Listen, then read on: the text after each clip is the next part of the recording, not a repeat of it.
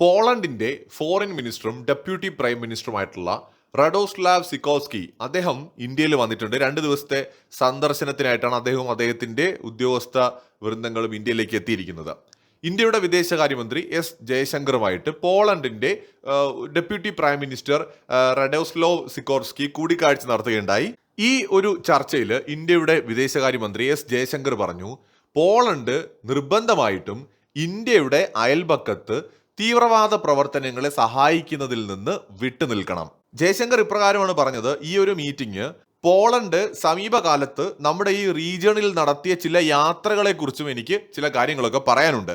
തുടർന്ന് ജയശങ്കർ പറഞ്ഞത്, പോളണ്ട് നിർബന്ധമായിട്ടും സീറോ ടോളറൻസ് തീവ്രവാദത്തിനെതിരെ കാണിക്കാൻ നിർബന്ധമായിട്ടും തയ്യാറാകണം എന്ന ഒരു വാചകം എസ് ജയശങ്കർ പറയുന്നുണ്ട്. ഇന്ത്യയുടെ നൈബർഹുഡിൽ തീവ്രവാദ ഇൻഫ്രാസ്ട്രക്ചറിന് ഫ്യൂവൽ ചെയ്യരുത് അല്ലെങ്കിൽ സഹായിക്കരുത്, അവിടെ അവരെ ഹെൽപ്പ് ചെയ്യരുത് എന്ന ഒരു താക്കീതിന്റെ സ്വരത്തിൽ S Jaishankar polish foreign minister അടുത്ത് സംസാരിക്കുകയുണ്ടായി. സോ അദ്ദേഹം ഒട്ടും പ്രതീക്ഷിക്കുന്നില്ല ഇന്ത്യ ഇങ്ങനെ പറയും എന്നുള്ളത്. എന്താണ് ഇതിന് കാരണം? എന്തുകൊണ്ടാണ് എസ് ജയശങ്കർ ഇത് പറഞ്ഞത്? 2025 പോളണ്ടിന്റെ ഒരു ഉദ്യോഗസ്ഥ സംഘം, ഇദ്ദേഹം ഉൾപ്പെടെയുള്ള ഇപ്പോഴത്തെ ഡെപ്യൂട്ടി പ്രൈം മിനിസ്റ്റർ അടക്കമുള്ള ടീം പാകിസ്ഥാനിലേക്ക് വരുന്നു. പാകിസ്ഥാനുമായിട്ട് നിരവധി വിഷയങ്ങളിൽ ചർച്ച നടത്തുന്നു. ആ ചർച്ചകളുടെ കൂട്ടത്തിൽ തന്നെ പാകിസ്ഥാനുമായിട്ടുള്ള ബന്ധം കൂടുതൽ ശക്തമാക്കുവാനും കൂടുതൽ അത് നിലവിലെ ബന്ധത്തെ കൂടുതൽ ഉയർത്തുന്നതിനുമായിട്ടുള്ള തീരുമാനമെടുക്കുന്നു. വിവിധ വിഷയങ്ങളിൽ പരസ്പരം വ്യാപാരം, ഡിഫൻസ്, ട്രേഡ് തുടങ്ങിയ വിഷയങ്ങളിൽ ഡീപ്പായിട്ടുള്ള ചർച്ചകൾ നടക്കുകയും ചെയ്യുന്നു. ഇതിനുശേഷം അദ്ദേഹത്തിന്റെ കൗണ്ടർ പാർട്ടുമായിട്ട് നടന്നിട്ടുള്ള പത്രസമ്മേളനത്തിൽ പാകിസ്ഥാൻ ആവർത്തിച്ച് കാശ്മീർ വിഷയം എടുത്തു പറയുകയും അതുപോലെ ഇന്ത്യയെ ബ്ലെയിം ചെയ്യുകയും ഒക്കെ ചെയ്തിരുന്നു. അവിടെ പോളണ്ടിന്റെ പ്രതിനിധികൾ ഇന്ത്യ ഒന്നും പറഞ്ഞില്ലെങ്കിലും പാകിസ്ഥാൻ പറഞ്ഞപ്പോൾ പോളണ്ട് അവിടെ ഉണ്ടായിരുന്നു, അവർക്ക് അതിനോട് എതിർപ്പുണ്ടായിരുന്നില്ല എന്നതാണ് പ്രധാനം. ഇപ്പോൾ ഈ പോളണ്ടിന്റെ ഡെലിഗേഷൻ ഇന്ത്യയിലേക്ക് വരുന്ന സമയത്ത് എസ് ജയശങ്കർ ഈ അമേരിക്കൻ പ്രസിഡന്റ് ട്രംപിനെ കുറിച്ച് അങ്ങ് ഇവരെ നിർത്തിക്കൊണ്ട് അങ്ങ് ഭയങ്കരമായിട്ട് പറയുകയാണെങ്കിൽ അത് പോളണ്ടിന്റെ കൂടി സമ്മതത്തോടെ എന്നൊരു ധ്വനിയാണ് അതിന് വരുന്നത്. അവിടെ പോളണ്ട് തീർച്ചയായിട്ടും എതിർക്കും, അതിന് സമ്മതിക്കില്ല. നിങ്ങൾ ഒരിക്കലും വേറെ രാജ്യങ്ങളെ ഒന്നും നമ്മുടെ വിഷയങ്ങളിൽ മെൻഷൻ ചെയ്യരുത് എന്ന് മുൻകൂട്ടി വാർത്താ സമ്മേളനത്തിന് മുമ്പായിട്ട് തന്നെ പറയും. അങ്ങനെ ഒരു ധാരണയൊക്കെ ഉണ്ട് ഇതിനകത്ത്. അപ്പൊ ഇവിടെ അങ്ങനെ ഒന്നും സംഭവിച്ചിട്ടില്ല. പോളണ്ട് അപ്പോൾ പാകിസ്ഥാൻ ഇന്ത്യയെക്കുറിച്ചും കാശ്മീരിനെ കുറിച്ചും ഒക്കെ പറയുമ്പോൾ പോളണ്ടിന്റെ ഫോറിൻ മിനിസ്റ്ററൊക്കെ മിണ്ടാതെ നിൽക്കുകയാണ്. സോ ആ സമയത്തെ ഇന്ത്യ ഒരു പക്ഷേ ശ്രദ്ധിച്ചിട്ടുണ്ടാവാം. മാത്രമല്ല, യൂറോപ്പിൽ നിന്ന് വന്ന ഈ പാകിസ്ഥാനുമായിട്ടുള്ള റിലേഷൻ ഇപ്പോൾ മെച്ചപ്പെടുത്തുന്ന ഏക ഒരു രാജ്യം പോളണ്ടാണ്. നമുക്കറിയാവുന്ന പോലെ പാകിസ്ഥാൻ ഈ ഫണ്ടും ടെക്നോളജിയും ആയുധവും ഒക്കെ ഇന്ത്യക്കെതിരെ ഉപയോഗിക്കാനാണ് ഇതെല്ലാം സ്വരുക്കൂട്ടുന്നത്. പാകിസ്ഥാൻ ഈ റീജിയണിൽ വേറെ ശത്രുക്കളൊന്നുമില്ല. പിന്നെ അടുത്ത കാലത്തായിട്ട് അഫ്ഗാനിസ്ഥാനുമായിട്ട് ചില വിഷയങ്ങളുണ്ട് എന്നുള്ളത് ശരിയാണെങ്കിലും പ്രധാനമായിട്ട് പാകിസ്ഥാന്റെ ശത്രു എന്ന് പറയുന്നത് ഇന്ത്യയാണ്. അപ്പൊ അവർ ആയുധങ്ങൾ വാങ്ങുന്നതും ടെക്നോളജി ഉണ്ടാക്കുന്നതോ അല്ലെങ്കിൽ വാങ്ങുന്നതോ ഒക്കെ ഇന്ത്യയെ ലക്ഷ്യമിട്ടുകൊണ്ടാണ്. അവിടെയാണ് ഇന്ത്യയുടെ ജയശങ്കർ മുഖത്ത് നോക്കി പറഞ്ഞത്, ഇന്ത്യയുടെ നൈബർഹുഡിൽ തീവ്രവാദത്തിന് ഫ്യൂവൽ ഒഴിക്കരുത് എന്ന് വളരെ വ്യക്തമായിട്ട് അത് പറഞ്ഞു. അതിനുശേഷം ഈ പോളണ്ടിന്റെ ഫോറിൻ മിനിസ്റ്റർ പുറത്തിറങ്ങിയപ്പോൾ ഇന്ത്യയിലെ മാധ്യമപ്രവർത്തകർ ചോദ്യങ്ങൾ ചോദിക്കുന്നുണ്ടല്ലോ. അപ്പൊ NDTV ഇന്ത്യയുടെ തൊട്ടടുത്ത്, അതായത് നമ്മുടെ അയൽപക്കത്ത് നടക്കുന്ന തീവ്രവാദം, ക്രോസ് ബോർഡർ തീവ്രവാദവുമായിട്ട് ബന്ധപ്പെട്ടുള്ള ഒരു ക്വസ്റ്റ്യൻ NDTVയുടെ മാധ്യമപ്രവർത്തകൻ ചോദിച്ചപ്പോൾ അതിനെ അവോയ്ഡ് ചെയ്ത് അദ്ദേഹം അതിൽ നിന്ന് ഭയങ്കര ദേഷ്യത്തോടെ അതിൽ നിന്ന് പിന്മാറുന്നതും ആ ചോദ്യത്തിന് മറുപടി പറയാതെ ദേഷ്യപ്പെട്ട് മാറി നിൽക്കുന്നതും ഇപ്പോൾ വൈറലായിട്ടുണ്ട് ആ വീഡിയോ. സോ ഇങ്ങനെയൊക്കെ സംഭവിച്ചിരിക്കുകയാണ്. പോളണ്ടിന് ഇന്ത്യയും റഷ്യയും തമ്മിലുള്ള ട്രേഡിന്റെ കാര്യത്തിൽ അഭിപ്രായ വ്യത്യാസമുണ്ട്. ഇന്ത്യ റഷ്യയെ സഹായിക്കരുത്, ട്രേഡ് ചെയ്യരുത്, ഇന്ത്യയും റഷ്യയും തമ്മിലുള്ള റിലേഷൻ ഇന്ത്യ അവസാനിപ്പിക്കണം, ഇതൊക്കെയാണ് പോളണ്ടിന് വേണ്ടത്.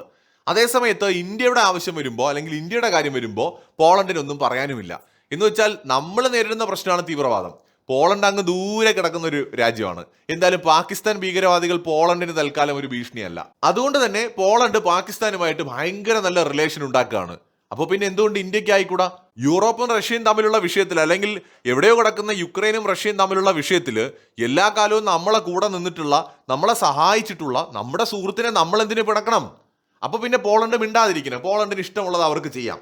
ഇത് പോളണ്ട് പാകിസ്ഥാനുമായിട്ട് ബന്ധമുണ്ടാക്കുന്നു, ഡിഫൻസ് കരാറുകൾ വരുന്നു, ട്രേഡ് വർദ്ധിപ്പിക്കുന്നു, റിലേഷൻ മെച്ചപ്പെടുത്തുന്നു.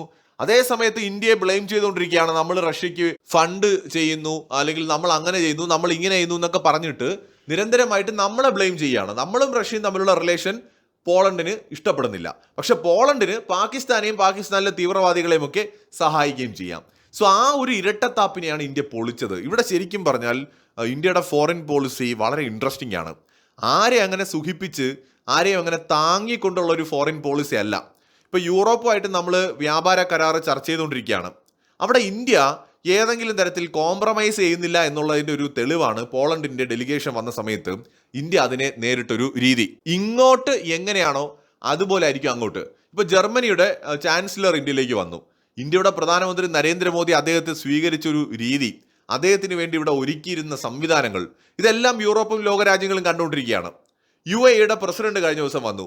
പ്രധാനമന്ത്രി നരേന്ദ്രമോദി അദ്ദേഹത്തെ സ്വീകരിച്ച രീതി ലോകരാജ്യങ്ങൾ കാണുകയാണ്. കാരണം ഇന്ത്യയുടെ ഈ രാജ്യങ്ങളൊക്കെ നല്ലപോലെയാണ്. എന്നാൽ പോളണ്ടിന്റെ ഭരണാധികാരി അല്ലെങ്കിൽ ഡെപ്യൂട്ടി പ്രൈം മിനിസ്റ്റർ ഇന്ത്യയിലേക്ക് വരുന്നു. അദ്ദേഹത്തെ മാന്യമായിട്ട് സ്വീകരിച്ചു. പക്ഷെ പറയാനുള്ള കാര്യങ്ങൾ ഇന്ത്യ കൃത്യമായും പറഞ്ഞു. ഇപ്പൊ യൂറോപ്യൻ യൂണിയനുമായിട്ടൊരു വ്യാപാര കരാർ ഉണ്ടാക്കാൻ പോകുന്നു എന്ന് കരുതി എല്ലാ രാജ്യങ്ങളുടെയും മുമ്പിൽ മുട്ടുമടക്കി കൊടുത്ത് എല്ലാം അഡ്ജസ്റ്റ് ചെയ്ത് സഹിച്ചു നിൽക്കുന്ന ഒരു ഇന്ത്യ അല്ല ഇന്നെന്നുള്ളത് വ്യക്തമാവുകയാണ്. സൗഹൃദം ഒരു വശത്തുണ്ട്, അതുപോലെ തന്നെ ട്രേഡ് ഉണ്ട്, സ്ട്രാറ്റജിക് പാർട്ണർഷിപ്പ് ഉണ്ട്, ഇതെല്ലാം ഉണ്ടാവാം. പക്ഷെ പറയാനുള്ളതും ചെയ്യാനുള്ളതും ഒക്കെ ഇന്ത്യ ചെയ്യും. പറയേണ്ട സ്ഥലത്ത് പറയും, ചെയ്യേണ്ടടുത്ത് ചെയ്യും. ഇവിടെ കഴിഞ്ഞ കുറെ നാളുകളായിട്ട് ചില യൂറോപ്യൻ രാജ്യങ്ങൾ, വിശേഷിച്ച് പോളണ്ട് അടക്കമുള്ള കുറച്ച് രാജ്യങ്ങൾ ഇന്ത്യയെ ബ്ലെയിം ചെയ്തുകൊണ്ടേയിരിക്കുകയാണ്. ഒരിക്കൽ ഇന്ത്യയുടെ വിദേശകാര്യമന്ത്രി പറഞ്ഞു, യൂറോപ്പിന്റെ ഒരു മൈൻഡ് സെറ്റ് നിങ്ങൾ ആദ്യം മാറ്റണം. കാരണം യൂറോപ്പിനെ ബാധിക്കുന്ന ഏതൊരു പ്രശ്നത്തെയും യൂറോപ്പ് ലോകത്തിന്റെ ഒരു പ്രശ്നമാണിതെന്ന് പറഞ്ഞ് എല്ലാവരും ഇടപെടാനായിട്ട് പറയും. എന്നാൽ മറ്റുള്ളവരെ ബാധിക്കുന്ന പ്രശ്നങ്ങളിൽ യൂറോപ്പ് ഇത് ഞങ്ങളുടെ വിഷയമല്ല എന്ന് പറഞ്ഞ് മാറി നിൽക്കും.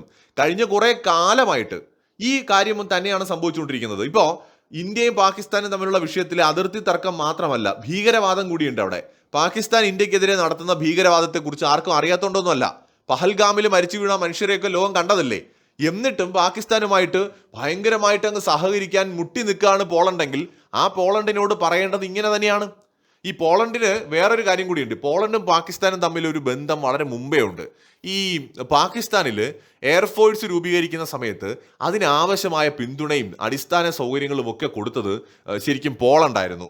സ്വാതന്ത്ര്യം നേടിയതിനു ശേഷം ബ്രിട്ടീഷ് എയർഫോഴ്സ് കമാൻഡിന്റെ റെക്കമെൻഡേഷൻ അനുസരിച്ച് പോളിഷ് പൈലറ്റുമാരും ടെക്നീഷ്യന്മാരും, പ്രത്യേകിച്ച് രണ്ടാം ലോക മഹായുദ്ധത്തിൽ പങ്കെടുത്ത ഈ വിഭാഗത്തിൽപ്പെട്ട ആളുകളാണ് ആദ്യഘട്ടങ്ങളിൽ പാകിസ്ഥാനെ ഒരു എയർഫോഴ്സ് ഉണ്ടാക്കുന്നതിനായിട്ട് സഹായിക്കുന്നത്.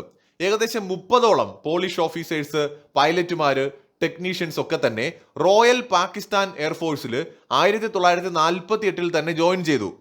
ആദ്യകാലങ്ങളിൽ ഇവരാണ് പാകിസ്ഥാനെ ട്രെയിനിങ് കൊടുക്കുന്നത്, പാകിസ്ഥാനിൽ ഈ ബേസിക് ആയിട്ടുള്ള അടിസ്ഥാന സൗകര്യം ഡെവലപ്മെന്റ്സ് കൊണ്ടുവരുന്നത്. പ്രത്യേകിച്ച് ഒരു എയർഫോഴ്സിന് ആവശ്യമായിട്ടുള്ള എല്ലാ ഫെസിലിറ്റീസും പാകിസ്ഥാൻ ഒരുക്കി കൊടുക്കുന്നത് ഈ പോളിഷ് പൈലറ്റുമാരും ടെക്നീഷ്യൻസുമാണ്. ഒരു പോളിഷ് ഉദ്യോഗസ്ഥൻ അല്ലെങ്കിൽ ഒരു എയറോനോട്ടിക്കൽ എഞ്ചിനീയർ PAFന്റെ ഏറ്റവും പ്രധാനപ്പെട്ട ഒരു സീനിയർ ഓഫീസറും പരിശീലകനും ഒക്കെ ആയിട്ട് ഏറെക്കാലം പ്രവർത്തിക്കുക പോലും ചെയ്തിരുന്നു. ഇതോടൊപ്പം തന്നെ ഈ കറാച്ചിയിൽ air force institute of aviation technology setup ചെയ്യുന്നതിലും ഈ പോളണ്ട് എന്ന് പറയുന്ന രാജ്യത്തിന്റെ പങ്ക് വളരെ വലുതാണ്. തുടക്കകാലങ്ങളിൽ പാകിസ്ഥാനെ ഒരു എയർഫോഴ്സ് എങ്ങനെ നയിക്കണം, അതിന്റെ ലീഡർഷിപ്പ്, അതിന്റെ ഓർഗനൈസേഷണൽ പോലെയുള്ള കാര്യങ്ങൾക്കൊക്കെ തന്നെ സഹായിച്ചത് പോളണ്ടാണ്. മാത്രമല്ല രണ്ടാം ലോക മഹായുദ്ധ സമയത്ത് അന്ന് ബ്രിട്ടീഷ് ഇന്ത്യ ആണല്ലോ. ബ്രിട്ടീഷ് ഇന്ത്യയിൽ കറാച്ചി ഉൾപ്പെടെയുള്ള ഭാഗങ്ങളിൽ പോളണ്ടിലുള്ളവർക്ക് അഭയം കൊടുത്ത ഒരു ചരിത്രം കൂടിയുണ്ട്. അപ്പോൾ പിന്നീട് വിഭജന സമയത്ത് കറാച്ചിയൊക്കെ ഇന്ത്യയുടെ പുറത്തായല്ലോ, പാകിസ്ഥാന്റെ ഭാഗമായി.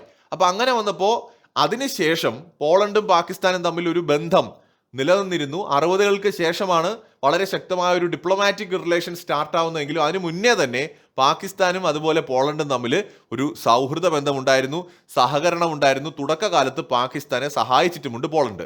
ആ റിലേഷൻ ഇന്നും രഹസ്യമായ ഒക്കെ തന്നെ നിലനിൽക്കുന്നുണ്ട്. അപ്പൊ അതുകൊണ്ടാണ് ഇന്ത്യ വളരെ വ്യക്തമായിട്ട് പറഞ്ഞത്, കശ്മീർ വിഷയത്തിലാണെങ്കിലും തീവ്രവാദത്തിന്റെ കേസിലാണെങ്കിലും നിഷ്പക്ഷമായിട്ട് നിൽക്കാൻ പോളണ്ട് തയ്യാറാകണമെന്ന്. സോ ഈ ഇന്ത്യയും റഷ്യയും തമ്മിലുള്ള റിലേഷൻ പോളണ്ടിന് തീരെ താല്പര്യമില്ലാത്തത് കൊണ്ട് ഇവർ ഈ അടുത്ത കാലത്തായിട്ട് കൂടുതലായിട്ട് പാകിസ്ഥാനുമായിട്ട് ബന്ധമുണ്ടാക്കാൻ ശ്രമിക്കുന്നുണ്ട്. പാകിസ്ഥാനുമായിട്ട് ബന്ധമുണ്ടാക്കുന്നതൊന്നും നമ്മളെ വിഷയമല്ല. പക്ഷേ തീവ്രവാദത്തെ പിന്തുണയ്ക്കുകയും തീവ്രവാദികൾക്ക് ഈ പറയുന്ന എണ്ണ ഒഴിക്കുകയും ചെയ്യുന്ന പരിപാടി ചെയ്യുമ്പോഴാണ് ഇന്ത്യക്ക് അത് പ്രശ്നമായിട്ട് മാറുന്നത്.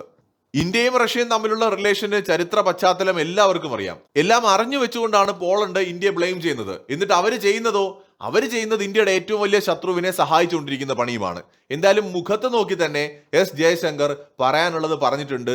അത് ഈ പോളണ്ടിന്റെ ഫോറിൻ മിനിസ്റ്ററിന് നല്ലപോലെ കൊണ്ടിട്ടുണ്ട്. മൂപ്പർക്ക് അത് അയാളുടെ ഫേസിൽ നിന്ന് വായിച്ചെടുക്കാൻ നമുക്ക് പറ്റും. അയാൾക്ക് അത് ഒട്ടും ഇഷ്ടപ്പെട്ടിട്ടില്ല. പക്ഷേ അപ്രിയ സത്യമാണെങ്കിൽ കൂടി ഇന്ത്യ പറയേണ്ടത് പറയുക തന്നെ ചെയ്യും. മറ്റൊരു വീഡിയോയുമായി വീണ്ടും വരാം.